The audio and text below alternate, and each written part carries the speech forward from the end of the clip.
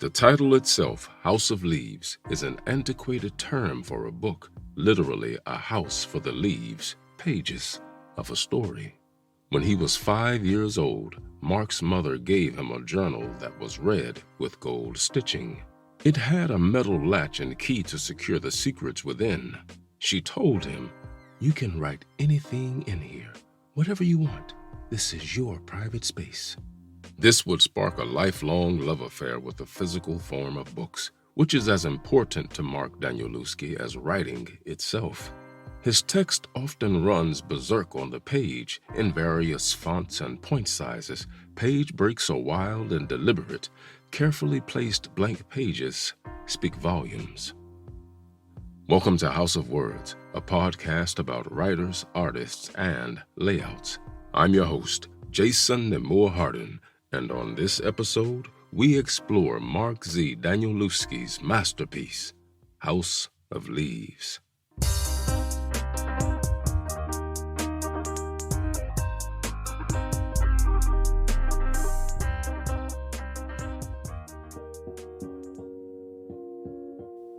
Quote, "My books are not CD players. They're instruments. A reader has to be willing to play them."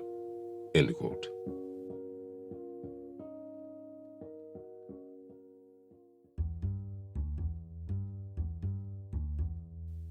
His father was an avant-garde filmmaker and quite the intellectual.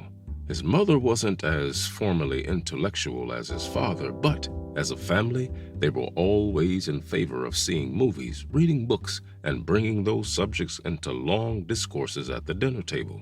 Mark's father, having been steeped in the 1950s and the literature of the modernists, leaned towards discussions of Freud, Nietzsche, Borges, and Sartre. They were all a part of the family's discussions and heated debates. Originally from Manhattan before his family moved to Provo, Utah when he was 10, Mark Danielewski's youth resembled that of a bohemian, artsy version of an army brat upbringing. His father took the family on extended international adventures for up to 2 years at a time, and before he was 11, Danielewski and his sister Anne, who by the way is the singer-songwriter-producer, Poe, had lived in Ghana, England, India, and Spain. He wrote his first book at the age of 10, which was called The Hellhole. It began as a New Year's resolution. Now, in this resolution, he would write 1 page a day and end up with a completed book after a year, he figured. It was about a young kid who grows up in New York City, becomes a cocaine addict, beats the hell out of a cop, and goes to prison, which was the hellhole. According to himself, the story he wrote was pretty brutal. His father flat out thought it was immoral, and his mother was deeply disturbed by it. They basically did not want to talk about it. For at least 3 years, he didn't discuss the manuscript with anyone until he decided to show it to a high school teacher. This soon proved to be a mistake, given that he used one of the 4-letter words still forbidden by pop culture in the novel. The teacher declared that Mark had written a dirty book. This incident made him incredibly wary about showing his work to anyone. But at least it did not stop his desire to write. He would later say, "That was the odd thing, that the force, the will to write, was always far stronger than the criticism that came my way. When I was at Yale, I was rejected at every writing seminar I applied to." In 1990, while living in New York, he received a phone call about his father being in the hospital. Cancer. Immediately hopping on a Greyhound bus, he headed west. Over the course of 3 sleepless nights and 3 sleepless days, he wrote a 100-plus page piece entitled Redwood. He barely had enough money in his pocket to buy sodas and snacks along the way, and there he was, scratching out words with an absurdly expensive thing made of polished resin and gold. He was using a fountain pen. There was something about how the pen seemed to bite into the paper at the same time as it produced lush sweeps of ink. A kind of cutting and spilling, almost as if a sheet of paper could bleed. His intention was to present this piece of writing as a gift to his father. Unfortunately, dear old Dad responded to the gift with the suggestion that his son would be better off pursuing a career at the post office. This led Mark to rip the manuscript into pieces and toss it in a nearby dumpster. His sister would later rescue the pieces and tape them back together. He would later comment how he hasn't been able to find the copy, not that the physical object matters, but rather that it represents the memory of his sister's loving action. Long having a sense of a big project that he wanted to write, he began writing about characters, theoretical essays on film, sketching out philosophical ideas, and a series of essays for himself on how cinematic grammar could be applied to text. Then, in 1993, shortly after the death of his father, he had this idea about a house that was a quarter of an inch shorter on the inside than the outside. Not yet knowing what it was, he thought it was a footnote or maybe a story, perhaps a poem, and then he realized it was exactly what he'd been looking for all along. It was the space where the characters he'd been working on for so long resided.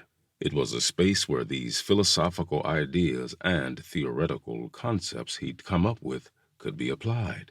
He wanted to stay as true to the book as possible, and by the time he was done putting his vision down on paper, it was a 750 pages deep piece. It had taken 7 to 8 years and a lot of hard work, but it would still take 2 more additional years to achieve a final product. Talk about perseverance and patience. There are passages in which Danielewski's attitude towards prose seems to echo Hitchcock's approach to film. His text moves like a camera, slowing down, speeding up, turning corners, zooming, panning, fading. A part of House of Leaves also has roots in concrete poetry, the tiny subgenre of poetry whereby the typographical arrangement of words on the page reflects the topic of the poem. For example, in House of Leaves, when a character is crawling down a narrow tunnel, the page's layout shrinks to a claustrophobic band of words. And one of the things he is grateful for having learned from his filmmaker father is how film has a type of grammar that intensifies the viewer's experiences. Now, here's a very simple example of this that can be found in action movies. Before an action sequence, a director tends to present the audience with long shots and static views so the eye is fixed on a certain focal point on the screen and doesn't move. And when the action sequence actually arrives, a lot of shortcuts are applied to intensify the viewer's experience by shifting the focal point all over the screen. A good example of this can be found in Chapter 9 of his novel, The Labyrinth chapter. The density of the text intentionally slows the reader down, reorients the reader, redresses that question of direction inside the book. However, the next chapter, the rescue chapter, only has a few sentences per page, so the reader will move through 100 pages a lot quicker. Another important element that he would include in the novel would be the use of footnotes. He explains their use by saying, "We are footnoting everything that we read. We don't recognize it as such, but we encounter an article in the newspaper and then suddenly we recall that a friend had a certain comment on that particular story. A certain bit of news that we saw on the television applies to that and we immediately assemble an idea of a story." Now, he decided to adopt that mode of thinking, looking closely at the way we really process stories and how we encounter narratives and footnote them with our own personal experiences, our own emotional registers. He wanted to wrap all this up and put it on paper. Ultimately, Mark had himself a finished novel. Now came the next big step: how to convince someone to publish such an unusual piece. He bet on agent Warren Fraser, a young up-and-coming literary agent at the time, to help pitch the novel. Warren fell in love with the piece after reading through the query letter and the first 50 pages of the book. Together, they began pitching it to publishers. 32 straight rejection letters would land in the postbox, but then came one yes, followed by another yes. They decided on the publisher that made the most sense. Edward Kastenmeier at Pantheon agreed to meet with them. Danielewski flew out to the meeting where, in front of several people, including highly respected editor Marty Asher, Kastenmeier said, We're going to cut it down a couple hundred pages. That was the first time Danielewski had heard anything close to this. The suggestion sent him into a state of disbelief.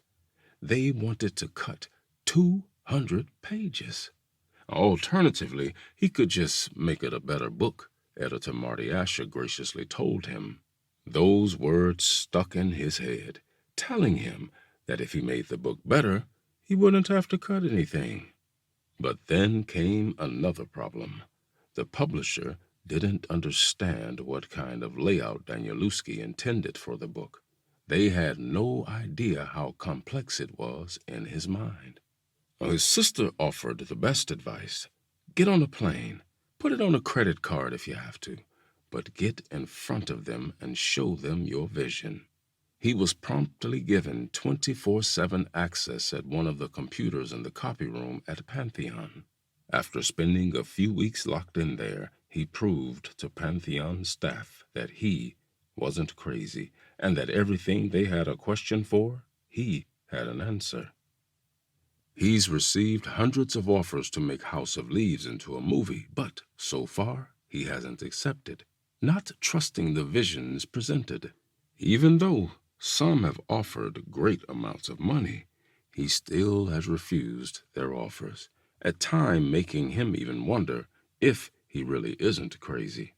18 years after the publishing of the novel, in 2018, he wrote 3 episodes for a proposed television series.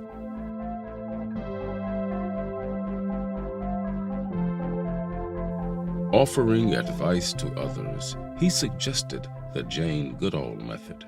This entails having a great sense of consistent patience.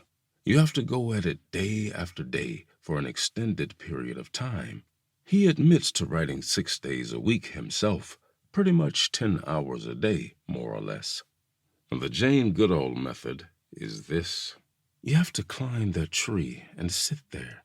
You might not get anything for a day or even a week, but eventually, on the periphery, you'll see the bushes and the trees begin to shake. Then they'll show themselves.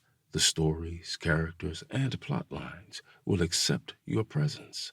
They will come up to you, and before long, you'll be picking lice out of each other's hair. But in order for that to happen, you have to show up every day. You can't show up a few days, get discouraged, and pack up, or else when you want to pick up where you left off, you'll have to start all over again. Once you've gained the trust of those stories and they're accepting you, letting you in, you can't just up and disappear. The start is most likely slow, but once you get going, there's no stopping, and if you stop prematurely, i.e. you don't sit down and write every day, your mind will wander, you'll lose focus, and those stories will reject you. Retreat to those trees and bushes, never to be seen again. You have to be like Jane Goodall and camp out where the stories are, and that is at the keyboard or the pen and paper, typewriter, whatever. Mark Danielewski finds that he does his best writing in a room without a view, with no music playing. Now, since he doesn't own a television set, there's no temptation there. He does, however, take breaks. He goes for walks, tends to business when needed, but generally he turns off everything when it comes time to write. He'll stretch and eat and have a cup of coffee in the morning and get himself in the right state to write, always staying consistently patient. As usual, let me leave you with a final quote from the labyrinthine writer. Some writers write with this view of landing a good book deal to get things they want materially. Instead, I think the view should be the other way around. Namely, they should look at what they are prepared to sacrifice to write. If the act of writing isn't the primary focus, it shouldn't be the primary vocation. There are far easier ways to make money if money is the goal. End quote.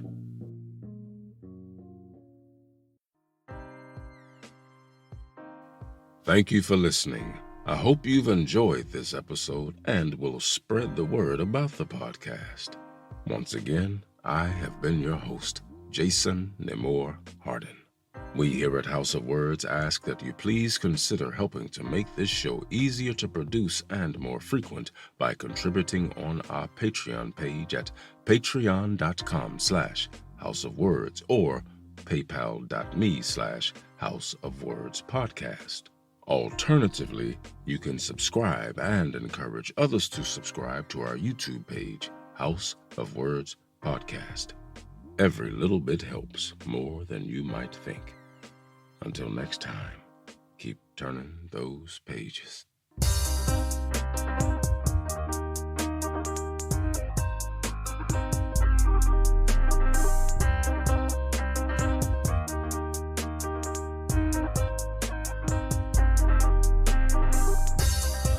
House of Words is written and produced by Cristo M. Sanchez, narrated and edited by me, Jason Nemore Hardin, and music by Creature 9 and Wood. All rights and ownership belong to Cristo M. Sanchez and Jason Nemore Hardin.